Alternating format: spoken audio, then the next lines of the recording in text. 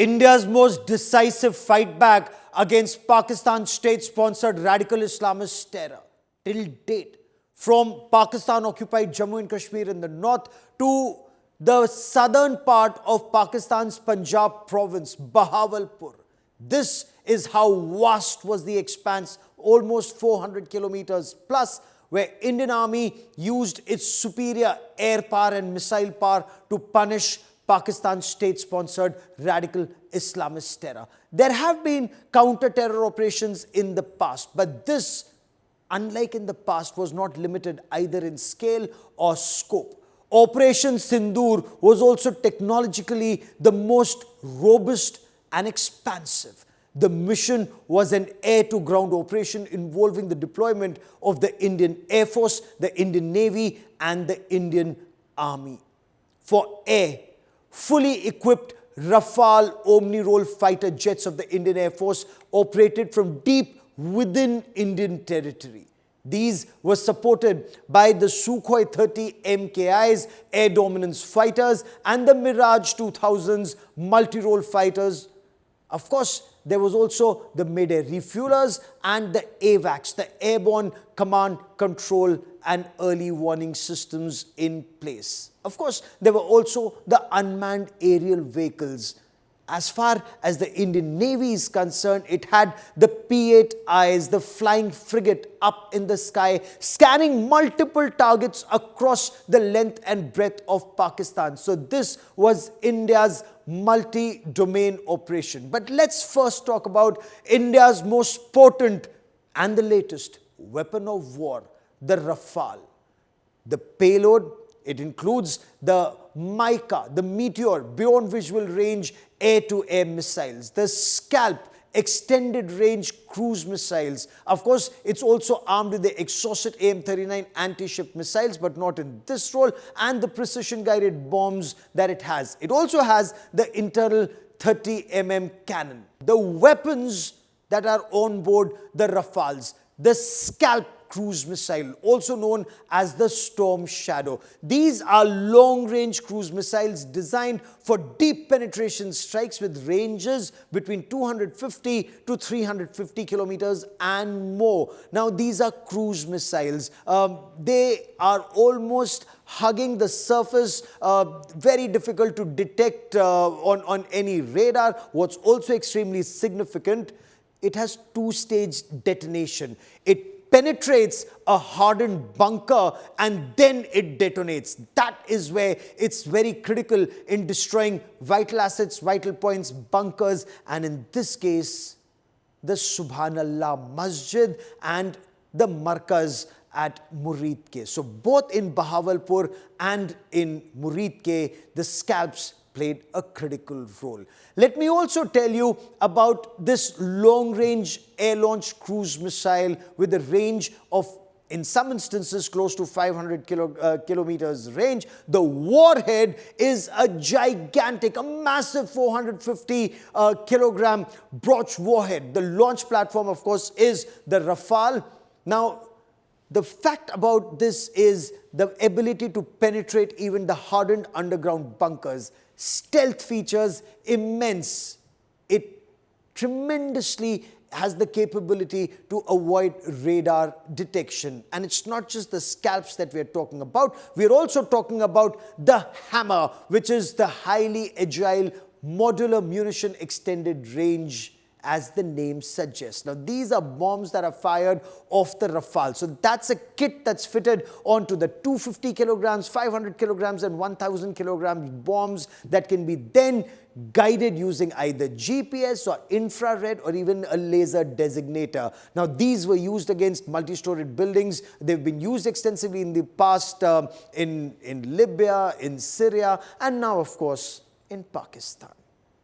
So when we talk about the Hammer guided bomb kit, it can be fitted onto that standard bomb, like I said, between 250 kgs to 500 to up to 1000 kgs. The range extremely critical, between 60 and 70 kilograms. Again, the guidance system is either GPS or infrared imaging or even laser guidance. The launch platform, once again, remains the Rafale. What's extremely critical about the Hammers and the Scalps During the Galwan standoff with China in 2020, Indian Armed Forces, the Air Force, speeded up the acquisition of the Hammer and the Scalps. High precision, all-weather capability against stealth features. But what's also an added feature is the ability to correct its trajectory mid-flight. So extremely difficult to detect on a radar and almost impossible to stop when it takes down its target. Let me also now talk about the kamikaze or suicide drones. Completing the strike triad was the loitering munition, also known as the kamikaze drones. These drones hover over the target area, they transmit real-time data, and then they can either strike autonomously or can be detonated via remote control. And you saw them in action in Pakistan-occupied Jammu and Kashmir. These are unmanned combat aerial vehicles used very extensively in Operation Sindoor, developed by the Israel Aerospace Industries, known as the kamikaze or the suicide drones. They have an operational range of about 200 kilometers and can stay in the air for up to 9 hours. And that is why they are known as loitering munition. They can loiter over the target, see the target, acquire it, and then detonate. Launched from a vehicle-mounted device, and that is why these are weapons of choice in operations.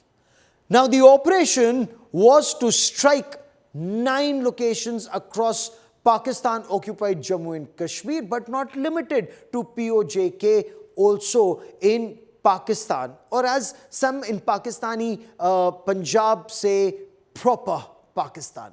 Muridke and Bahawalpur is as proper as it gets. And these include, right from the top, the Savai Nala camp. This is in Muzaffarabad in Pakistan-occupied Jammu and Kashmir.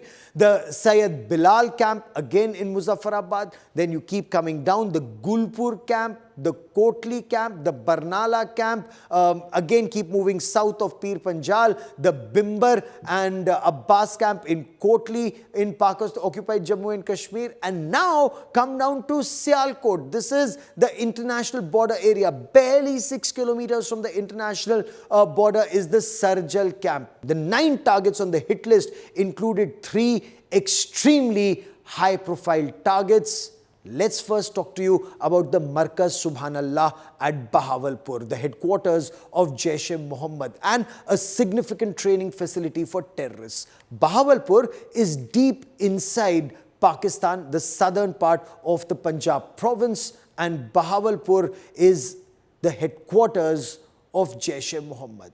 They have a swimming pool, horse riding facilities. This Masjid Subhanallah was used to indoctrinate youngsters to become radical Islamist terrorists, like the ones who attacked the Indian Air Force base at Pathankot, like the ones who have attacked India in Pulwama, which led to an attack on Balakot. And yet this radical Islamist terrorist organization continued to operate. And of course, it's now been set on fire. But that's not the only one. It's also the Jamaat-ud-Dawa or Lashkar-e-Taiba headquarters at Muridke.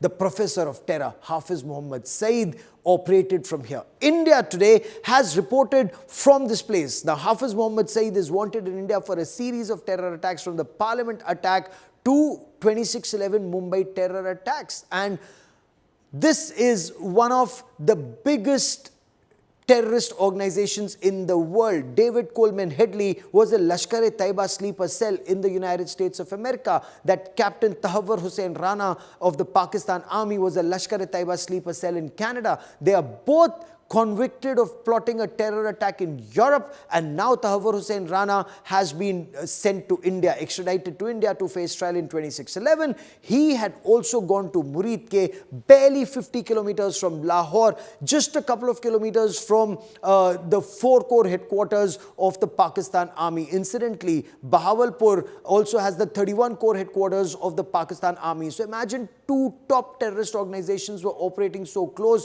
to 2 prominent core headquarters of the Pakistan Army. We spoke of the Markaz-e-Taiba at Muridke, and the third one is the Syed Bilal camp in Muzaffarabad, and this is a major Jaish-e-Muhammad terrorist launch facility and a transit camp for terrorists after their training before they are infiltrated into India.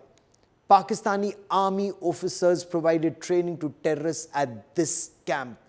It's a Jaish-e-Muhammad terror transit camp, and it has now been destroyed, as you can see in these images. Now, when these airstrikes were conducted, the Rafale fighter jets were flanked by the Mirages and by Su-30 MKIs, and this is what forms the massive package.